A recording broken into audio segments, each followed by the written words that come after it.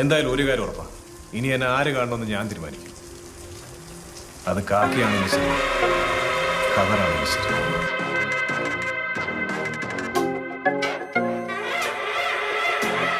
नाम क्या है आपका? കുറുപ്പ്, സുധാകർ കുറുപ്പ്. എന്തോ എവിടെയോ ശരിയല്ലോ. നമുക്ക് നോക്കാം. സുധാകർ കുറുപ്പ് പിന്നെ എങ്ങോട്ട് പോയി?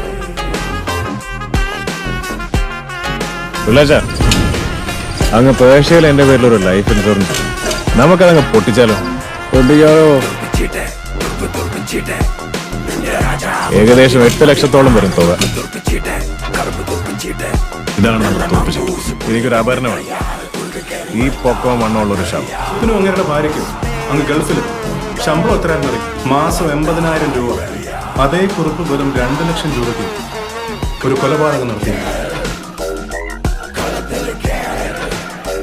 അയാളുടെ മരണം വിശ്വസിക്കേണ്ടത് ഇവിടുത്തെ നാട്ടുകാർ മാത്രമല്ല, റിസ്ക് അതെന്റേത് മാത്രമാണ്.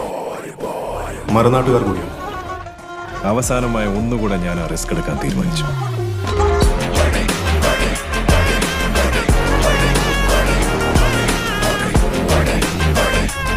എല്ലാത്തിനുമായി ഒരുവനെ ബലി നൽകേണ്ടി വന്നു.